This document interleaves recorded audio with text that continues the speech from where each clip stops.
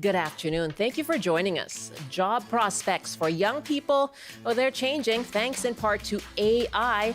Think about engineering, the arts, even education. How we have done those jobs, a lot of it is now out the window. So this hour, we'll find out how AI is disrupting industries, why young people are especially affected, and what workers, employers, and even governments can do about it. We'll be joined by career counselors, digital experts, and of course, taking your calls. How is AI affecting your industry? How can we adapt, and what guardrails are needed? I'm Michelle Elliott. Welcome to BC Today. You can call us now on how AI is changing your industry, what guardrails are needed to protect workers. 604-669-3733. That's 604-669-3733. You can also dial 1-800-825-5950, 1-800-825-5950, or just hit pound 690 on your cell phone. You can also email bctoday@cbc.ca, and we are watching your comments on our TikTok Live. Well, we've been hearing a lot about unemployment among youth, people between 15 and 24 years old. It now sits at nearly 14%. There are many factors, but one of them is the rise of artificial intelligence. One of the many concerns is the possibility of AI actually taking over roles that are now done by humans.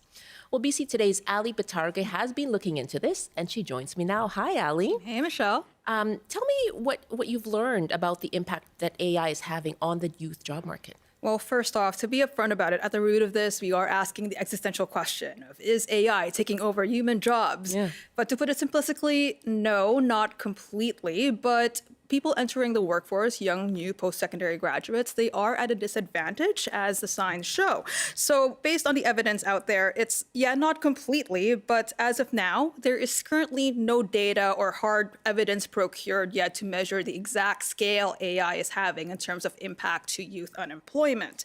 But anecdotally, we've been hearing a lot from post-secondary grads who are submitting resume after resume, looking to enter into these AI-impacted industries, and it comes to no avail.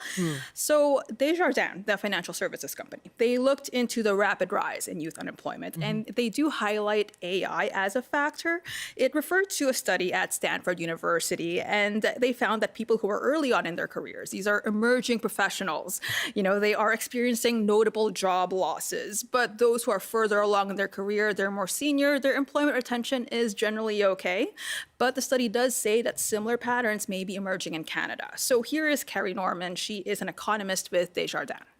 Where it's impacting youth is more in where AI is replacing simple tasks. So if you can get AI to, let's say, write simple software code, then you no longer need a young graduate. And the risk is that without those first level jobs, how do you have people with enough experience to apply to those second level jobs, the ones that say need 2 to 5 years of experience or need 7 years to 10 years of experience, because they haven't had those early experiences. Those are potentially getting replaced to some extent by AI. Okay, let's note that some industries are more affected by others. So computer programming, software engineering, those are big ones. Other ones are possibly customer service and even the arts industries like graphic designers. Meanwhile, you got plumbers, certain tradesmen, nurses, athletes, they're sitting okay. Okay, I can still try and pursue that second career as a football player. So AI, because what I'm getting is that because it can replace those simpler tasks, it's making a bigger impact on young people as they get started. Yeah, that's right. So I looked into the study by the Labor Market Information Council, and they analyzed data from Statistics Canada, and they found that students who graduated with bachelor's degrees are not finding as many job opportunities for those entry-level jobs specifically. So this goes for business, marketing, data sciences, software engineering, a lot of these what we call white collar work that's impacted by AI. In software engineering, for example, there's a 75% drop in entry-level job vacancies in 2025 compared to previous years. And I found this line from the report, which kind of sums it up. So it says, the entry point, once defined by learning and mentorship, is increasingly defined by automation and consolidation. So Pete Nelson, he's a senior economist with the council and one of the authors, and he says it's meant those degrees aren't as reliable as they once were compared to, say, a college diploma. So there's this long-term misalignment between the qualifications that students are getting and the qualifications that employers are demanding. We've seen a complete inversion, where now the unemployment rate for a post-secondary certificate or diploma holder is lower than the rate for a bachelor's degree holder. And so this is very striking. And if you look at the unemployment rate overall for bachelor's degree holders, it's at a 30-year high. So for these younger folks who are graduating today, the unemployment rate is the highest that it's ever been in their life. So Pete told me he doesn't discourage bachelor's degrees at all. They Okay. offer a lot of long-term value, critical thinking skills, interpersonal skills, whatnot. But he says it's just getting far more competitive. People are competing for an increasingly smaller pool of jobs. So for young people now who are graduating, have those degrees, there's no turning back, right? So how are they adjusting to this point in time? So it means they really have to re-strategize, highlight skill sets that AI can't do. What can they do that makes AI better? And often, or better than AI is what I mean. And often, that means investing and doing extra homework in learning beyond their education. So that includes, keeping up with trends in technology after they finish school. So that's essentially what career coach Yulia Gracheva told me. She is with Flourish Career Consulting. It's a question of continuous learning. Even if you finished your degree 4 years ago, it's, you still need to be aware of all the trends and, know what new things are coming, especially if it's not 4 years, maybe it's 10 years, maybe it's 15 years ago. Micro-credentials, something like boot camp or something to stay continuously on trends. So Yulia says, for example, ironically, knowing AI will help. So If you can't beat them, join them. exactly. So if you have a strong command with AI, that is very beneficial for you. So, and Yulia has been good enough to join us later on in the program to take your calls as well about, what you can do to try and adapt. It kind of feels like, okay, the onus is on young people to turn up the hustle, but surely there are questions for employers, for institutions, and how they're going to help their employees. Yeah, so for those concerns, I turn to Chris Krug. He's an AI columnist here at CBC, and he's also the executive director of the BC AI Ecosystem Association. And he essentially says that employers, industries should keep humans at the center, and that it will take government initiatives and regulation to help young people be in a position to be able to navigate these job markets. So I think that taking our careers into our own hands, starting projects while we're looking for jobs, whether it be a nonprofit or a startup AI company, developing skills while we build that company, looking to the government and institutions to help mitigate the changes that are coming through adoption and upskilling. I think it's going to take a mix of both private and public sector stuff to get us through to the other side. So what are governments doing to mitigate that, to help employees and mitigate that impact on their employment? So this appears to still be a nascent concern. So, Canada just launched an AI task force. And another thing is that the Treasury Board Secretariat does have a guide on how federal institutions should evaluate generative AI tools to potentially help employees, not replace them. And here in BC, though, I put it provincially to the BC Jobs Minister, Ravi Kahlon, and his ministry did send me a statement saying he's heard concerns from people starting out in their careers, but quote, the good news is BC is well positioned to be a leader in adapting to this transformation through strategic investments in skills training, partnerships between educators and industry, and other programs that help young workers transition into emerging roles where human creativity, critical thinking, and interpersonal skills remain irreplaceable. Unquote. That sounds nice. Here on that, okay. Yeah, and the statement goes on to list ways in which investments are being made towards STEM industries. Lots of millions being invested, a lot of what Chris Krug has been talking about, referring to beforehand. It does feel like the train has left the station. So it's sort of, get on board, right?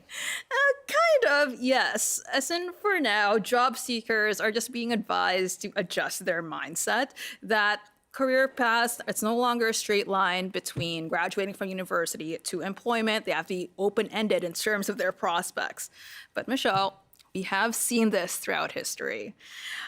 There's times when technology has been disrupted.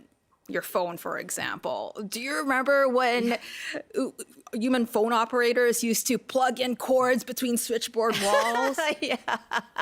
Kind of like Lily Tomlin. That Yes. one ring-a-dingy, two ring-a-dingies. Yeah. Yeah, well... No, that doesn't happen anymore, of course. Yeah, it doesn't exist anymore. So, as in, we could think of it in a grand scheme of things, right? As in, it's been characterized as this macrocosmic shift in the labor market, and we could call it growing pains as the market and jobs and people's skills just adjust further.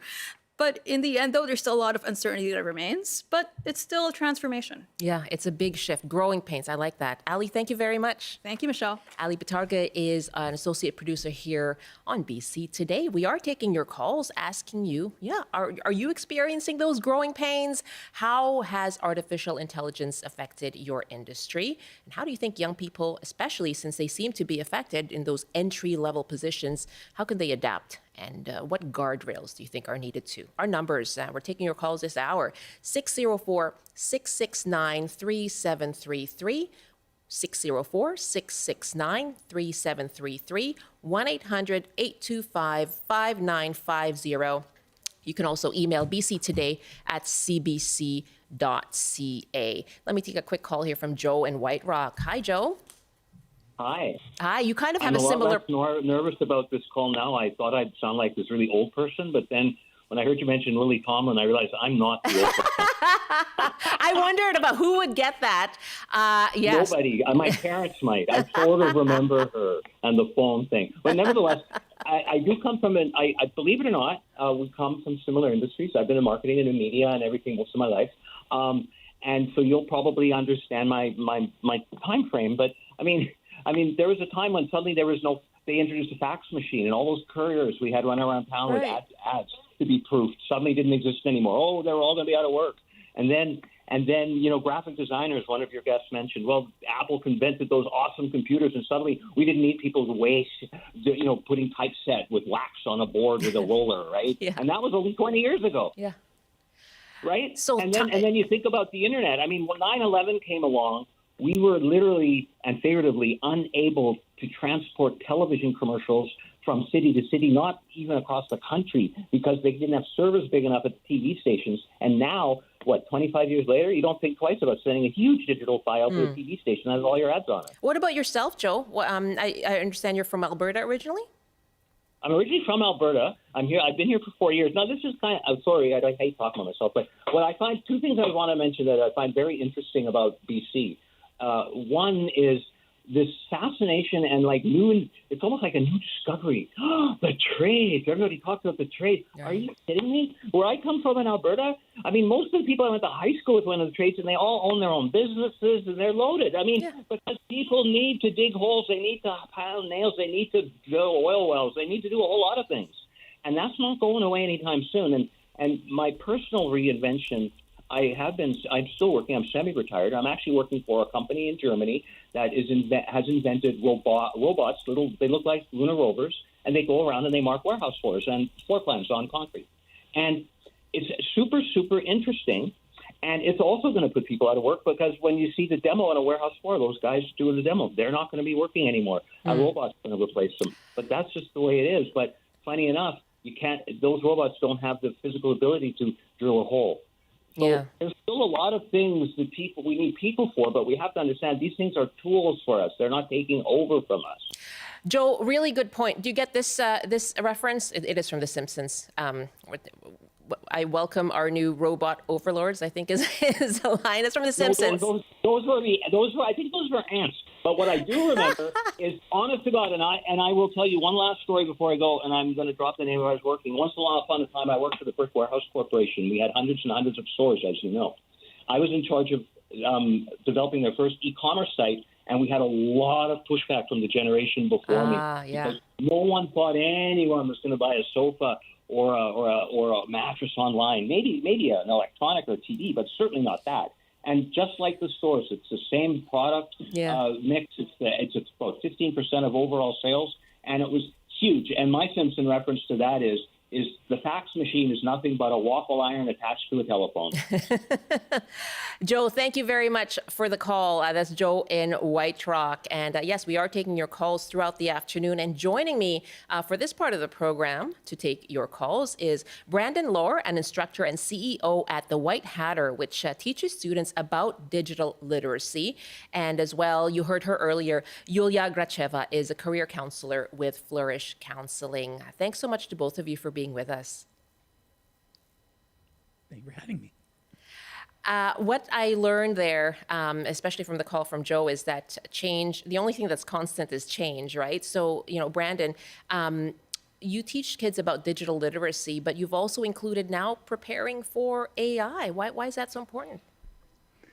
Oh, things change so quickly. During the summer when schools are out, I always kind of rework my program, see what's new, see what's changing. And I would say probably this past summer, we have made the biggest changes because so many students in, elementary school, well, maybe not so much elementary, but definitely middle, definitely high school are now using AI as part of their daily lives. So addressing the opportunities and also the challenges with that. Wow. What do you see as the opportunities, and what are the biggest challenges then? Biggest challenges are going to be the intentionality. So I know a lot of people are talking about students in schools and AI sort of doing all their work for them. Right. And yeah, that is a significant challenge.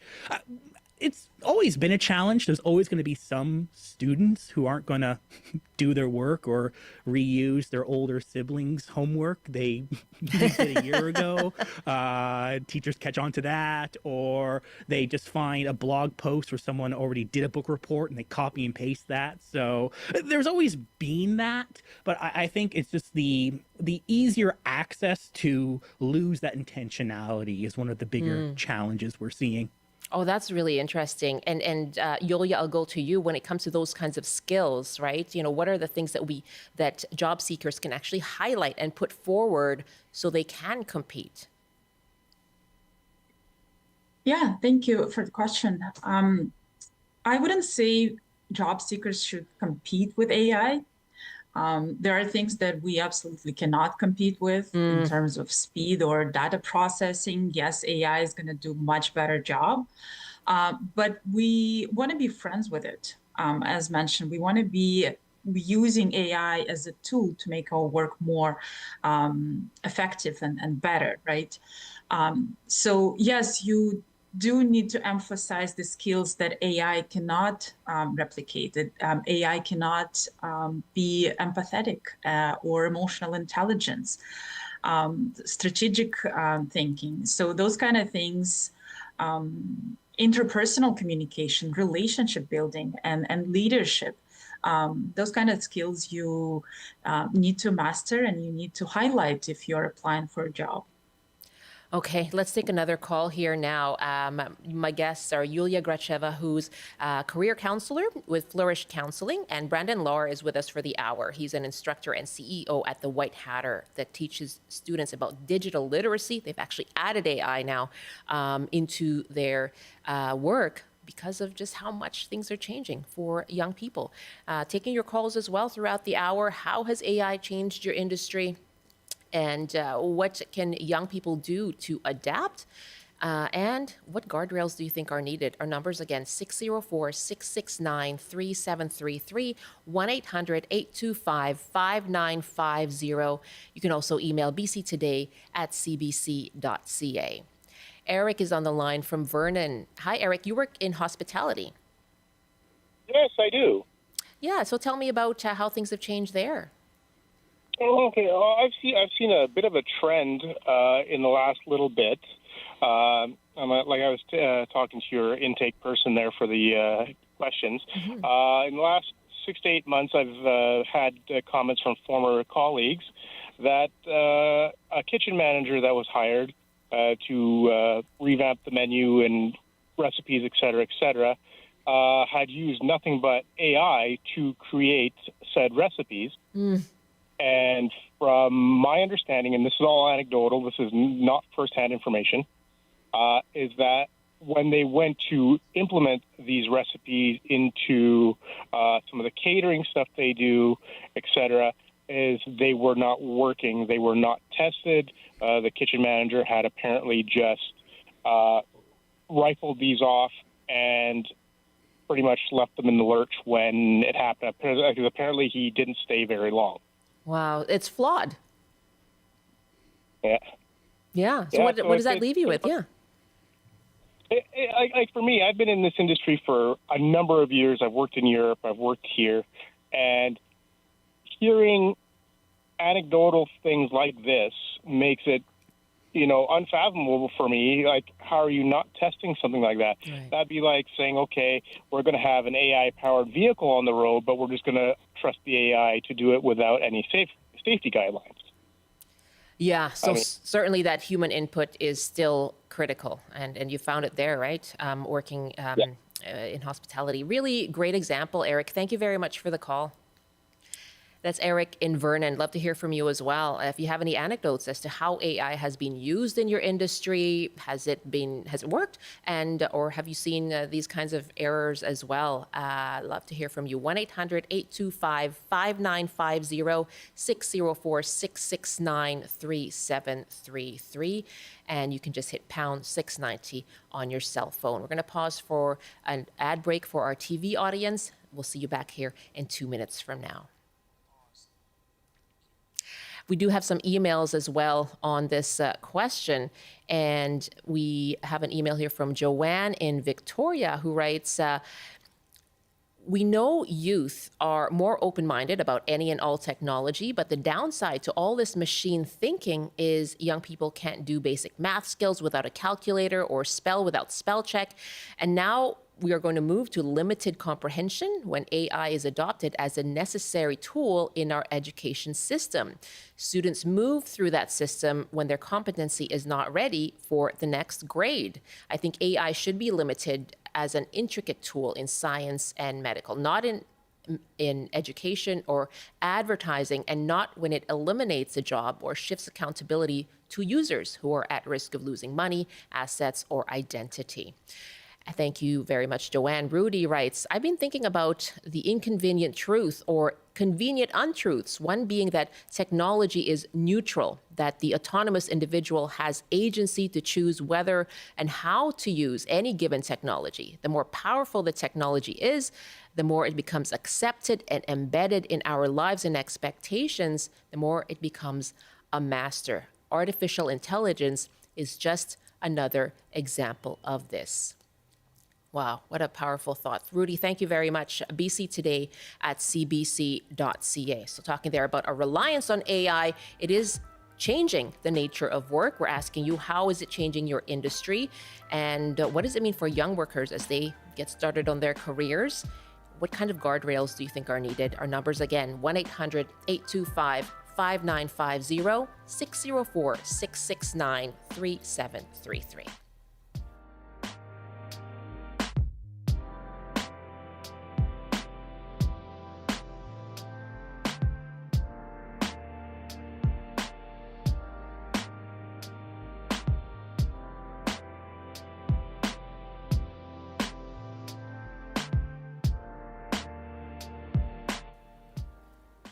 This is BC Today on CBC. We are talking about artificial intelligence and its impact on the nature of work. And Yulia Gracheva has been with us. And before we say goodbye to you, you're a career counselor. What advice do you have for people then as they ponder the impact of AI on what their career might look like?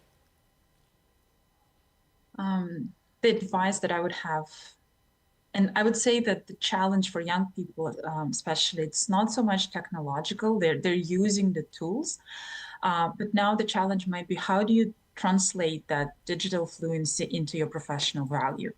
So young workers, they still need mentorship, and they still need to learn how to navigate the job market, how to think strategically about their job search, how to use networking to their advantage, and how to build resilience. Okay. Again, those things that cannot be replicated. Yulia, it's been a pleasure to Yes. have you. Thank you very much for joining us. Thank you very much for having me. Yulia Gracheva is a career counselor with Flourish Counseling, and Brandon Laur will stay with us for our next half hour as well with a white hatter. He's a digital literacy instructor, and will be joined by the head of employment at MOSAIC B.C. as we continue to talk about how work is changing due to AI, how it's affecting job prospects, especially for younger people who are starting out in their careers, and what kinds of guardrails do you think are needed. Taking your calls, more of your emails as well. All of that coming up after the CBC News Update with Amelia John. Good afternoon. The union representing striking public service workers says it will enter into mediation with the province. The BC General Employees Union started job action 7 weeks ago. About 34,000 members are on strike. The union says the decision to go to mediation follows a request from the government yesterday. Job action will continue in the meantime. The provincial government will spend nearly $39 million to rebuild a school that burned down in Port Coquitlam 2 years ago. Families, students, and local politicians had been planning a rally to call on the province to take action on Hazel Trembath Elementary. The new school was expected to open in December 2027. And Vancouver-based timber company Interfor says planned production cuts for operations, including those in BC, will be higher than originally announced. Interfor says fourth quarter lumber production at facilities in BC, Ontario, and the U.S. will now be about 26% lower than second quarter levels. The company's chief executive says the bigger cuts are due to weaker market conditions as well as ongoing economic uncertainty. And now the BC forecast. On the north coast, a few showers this afternoon with highs to 12 degrees. Mainly sunny in the Peace, some strong winds, highs reaching 10. In the central interior, including Prince George, a mix of sun and cloud with some wind gusts and a high of 8. Highs from 8 to 12 with a chance of showers, risk of thunder in the Kootenays. In the southern interior, including Kelowna, much of the same, chance of showers, risk of thunder, highs to 11. And for the south coast, a mix of sun and cloud, windy near the water, highs up to 15 degrees. And that is the CBC News from Vancouver. Thank you, Amelia.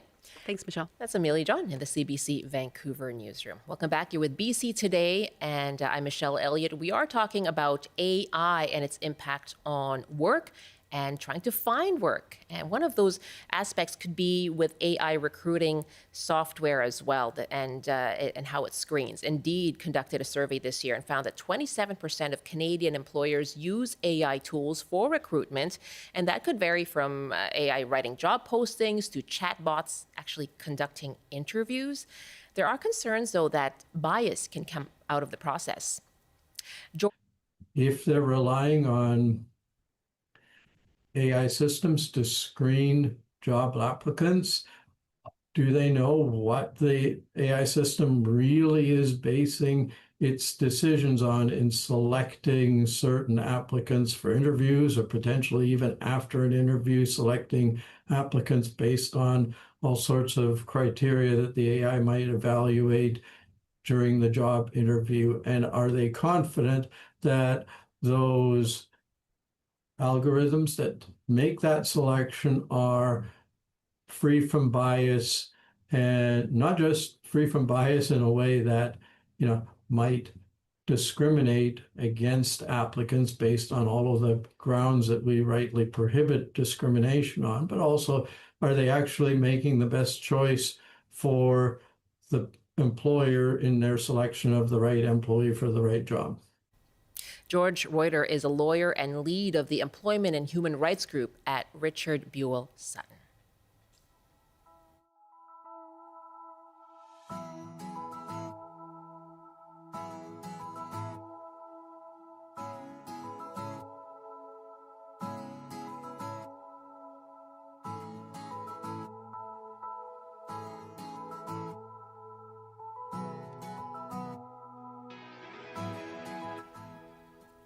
12:35 now. You're with BC Today, and we're asking you, how is AI changing your job, your industry?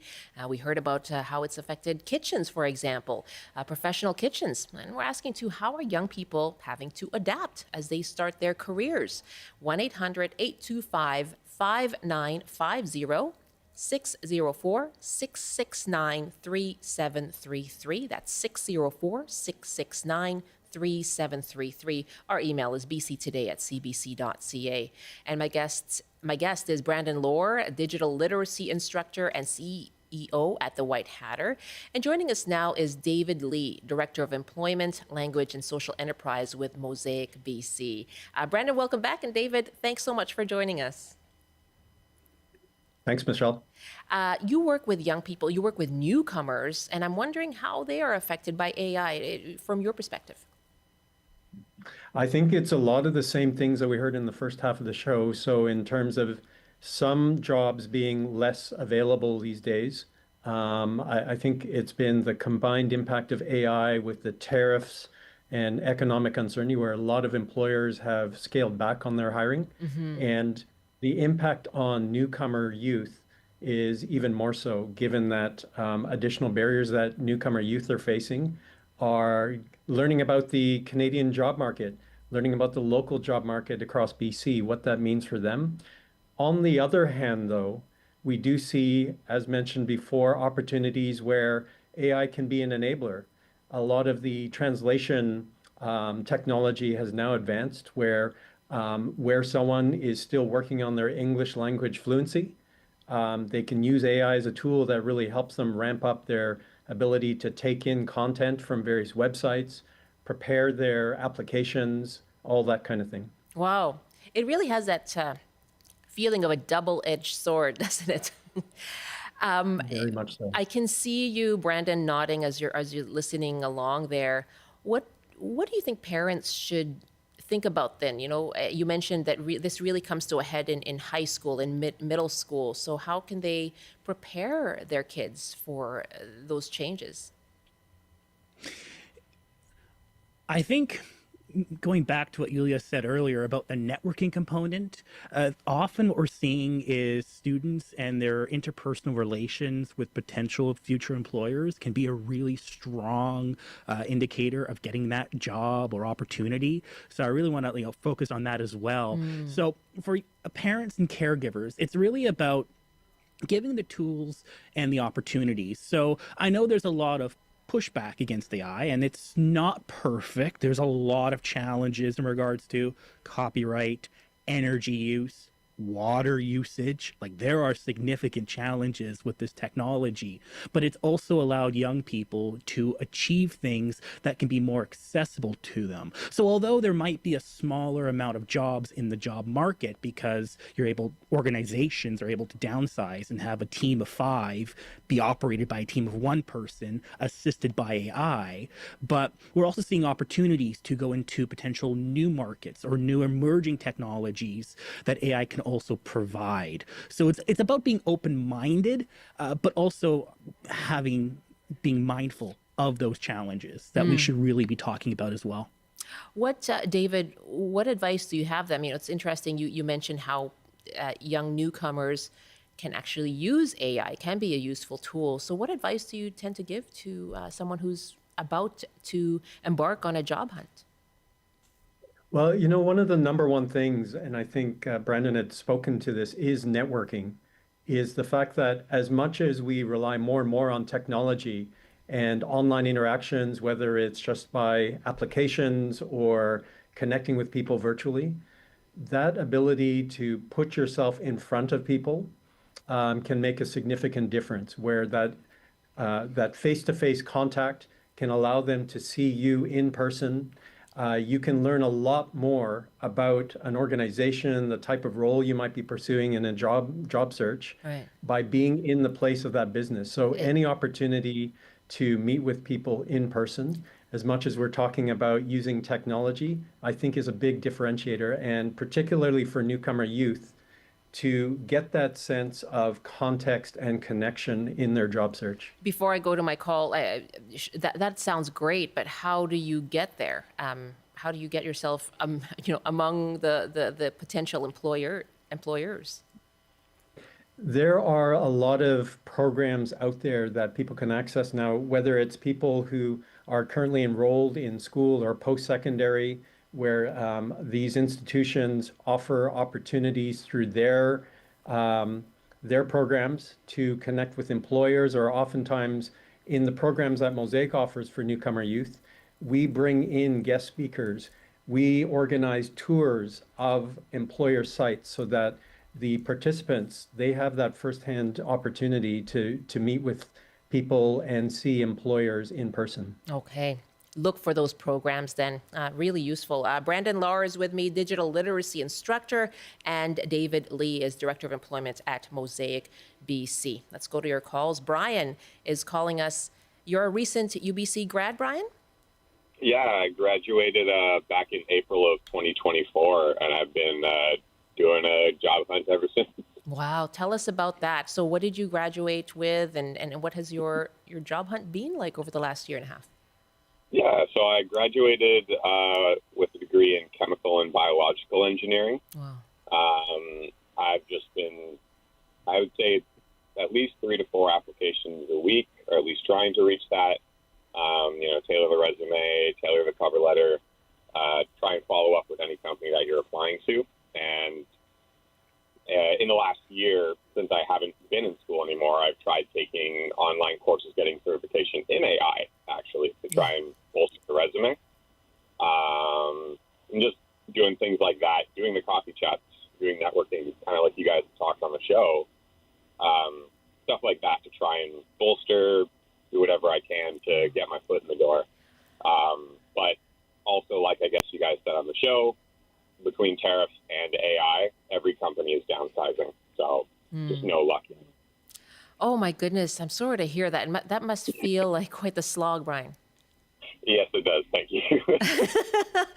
Oh, thank you for laughing about it, but that's hard. And so what do you see is the reason? You pointed to a few things there, but what do you see is the biggest challenge? Biggest challenge, honestly, tariffs. As much as I'd like to point fingers at AI, because for whatever reason, maybe I'm frustrated seeing AI implemented in jobs or in roles that I think, hey, maybe you should have a real person doing this and have them using AI or something like that. Yeah. When I'm networking with companies, a lot of the time it does kind of feel like, hey, we can't take anyone on because our U.S. clients aren't selling to us or they don't want to talk to us right now. That kind of thing. So it is a perfect storm, but it's not like I can blame 100% on AI taking the job. Yeah, absolutely. And as we've heard, it's various factors, including that economic uncertainty. As I understand, you're working as a delivery driver right now. Brian, I wish you all the best, truly. I really appreciate your calling in. Thank you so much. Yeah, thank you. Yeah, Brian, that's Brian. Let me go to you, David. If Brian's still on the line, do you have any advice for him? He's doing all the right things, 3 to 4 resumes out, doing the coffee chats, meeting up with potential bosses.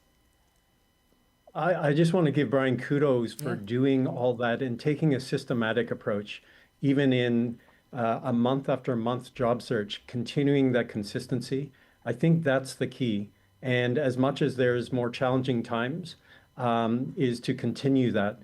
The other thing is, in reaching out, doing the scan of what other programs might be out there. I don't know if this is a good fit, but there's programs that are offered to youth, and a lot of youth programs are actually available to people up to the age of 29.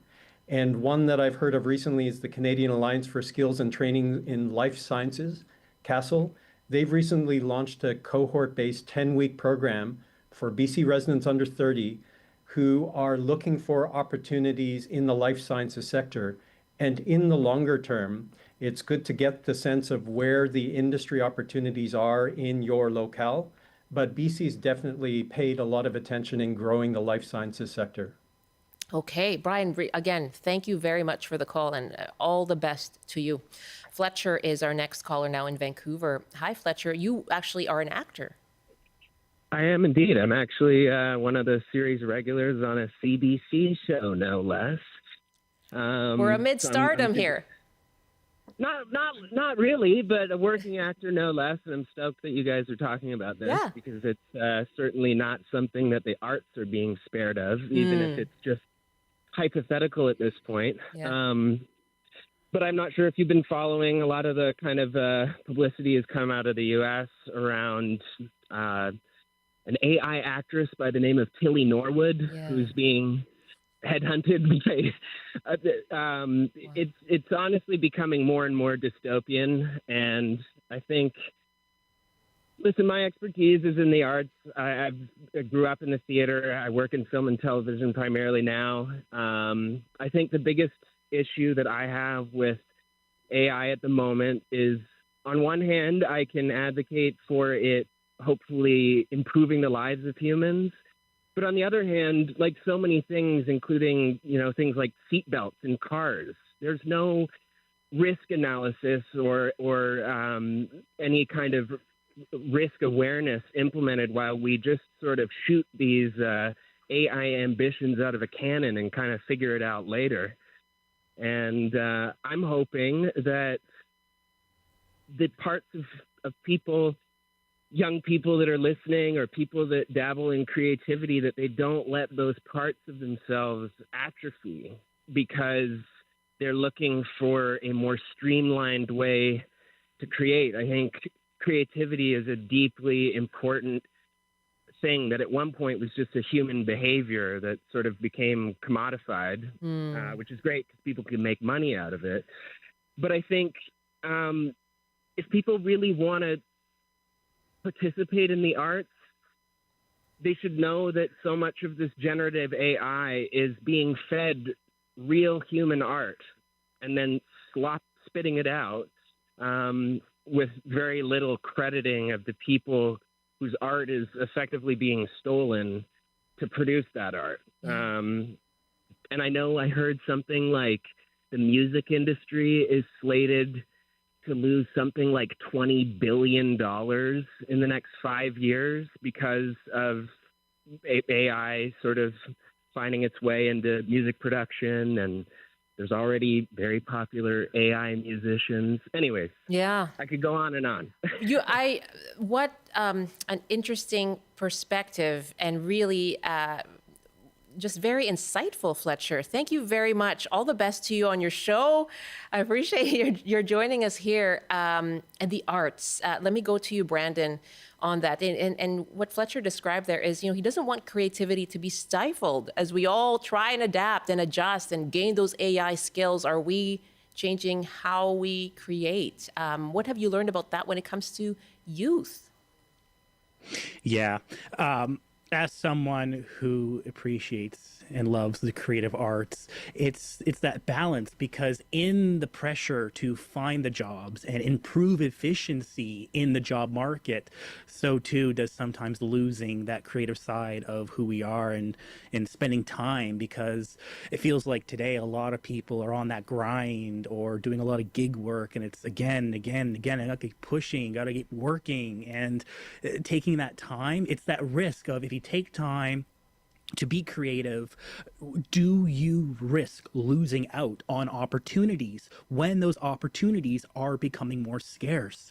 It's all connected together. It is a huge challenge. And for me, in my TikTok feed, I know about those AI music productions. I'm seeing creators post every day a new song. They just make a prompt and boom, there we go. There's a brand new poppy song, and it gets hundreds, thousands of likes and shares. So it is a reality that we are seeing here today. Yeah, Fletcher, thank you so much for your call. Lori is joining us now from Victoria. Lori, you want to talk about what industries we should boost that would still need human beings? Yeah, I just think definitely these are challenging times, and a lot of industries are going to experience tremendous change and automation. And at the same time, we're losing our human connections. So a focus towards industries like coffee shops, which would provide venues for your previous caller, for them to be live in person, being creative and promoting connection, real time, real people. And I think, like excuse me, a coffee shop on every corner, like it used to be the pub in every neighborhood. But maybe now, you know, a coffee shop where there's open mics and just opportunities in promoting human connection. Rec centers, you know, music programs, athletic programs, and just where people will still come together and we'll use AI to maybe be part of those experiences and to make those experiences more enjoyable, more rewarding, yet we're not losing that human connection, which I think we've lost already to a great degree. And in a way, maybe AI ultimately will bring us full circle back to, I want to know I'm listening to a human who's created a song. I love AI music and the whole industry. I've dabbled with the, you know, using AI myself, and it's fascinating, and it's so rewarding to take something that you've created and have it made so much better. But I'd like to get back to that raw human connection and find more ways to create that and support those with maybe some of those people that their jobs are being taken over by so I think there's a way to make this positive. We'll find it. It's not going to be without pain getting there, but it may bring us back to a more human connection. Lori, I love it. Thank you so much. Those physical spaces, coffee shops, but I'm getting the idea that yes, there are benefits. Lori has used AI, but what are we doing to promote and to seek and foster human connection? And that may be where, that may be the industries that can still flourish. Bob in Vernon, your thoughts on AI and how it affects your work? Well, it may affect my current work. I'm a former trial lawyer, and I haven't been practicing law for quite a while. But what I've noticed in the legal profession, some young lawyers, or younger lawyers, I'm 78 now, some younger lawyers are getting in deep trouble by using AI to cite case law in support of their arguments in court. And, of course, what's happened is that the courts have found out that these cases don't even exist. And as a result, unfortunately, these lawyers are getting into big trouble with their law societies over the accuracy of the information that's being submitted. So I'm really concerned that AI isn't being treated like the name says. I mean, the first part of AI is artificial, and I don't think that's getting through to a lot of people at the present time. And so I conducted a couple small experiments. They're not classic experiments or anything like that. But what I did is I picked a topic, and then what I did is download what AI had to say on the topic. And then I went to Wikipedia and what it said on the topic. And so what I did is I asked my subjects in the experiments, without disclosing the source, I said, which one of these explanations is more helpful or more accurate? And you'd be, and 5 out of the 6 times that I did this in various occasions, the Wikipedia content was a whole lot more accurate. And that's where we're at. Yeah, and so I'm really concerned that like AI, I think, is really taking off too quickly because it's being monetized by the big tech companies in the United States, and that's why there's this big push to AI. So I guess my point being that I really want, like, I have 2 grandchildren who are at university at UBC, and I really want to emphasize, and I just finished an undergraduate degree in psychology at UBC myself. I just want to emphasize that I think AI can be an extremely difficult, dangerous source of information. I can see it being used in certain very, very limited situations, and some of those have come up in the conversation on your program. Right. Bob, thank you very much. I'm going to jump in. My apologies. We're running out of time here, but you hit the nail on the head on how much can you rely on that information. And great example there when it comes to the lawyers citing case law that was not accurate. Let me wrap up here with David Lee at MOSAIC. We heard from Bob, who said it's going too fast. It's taking off too fast. Fletcher said pretty much the same thing. What are some guardrails that you would call for?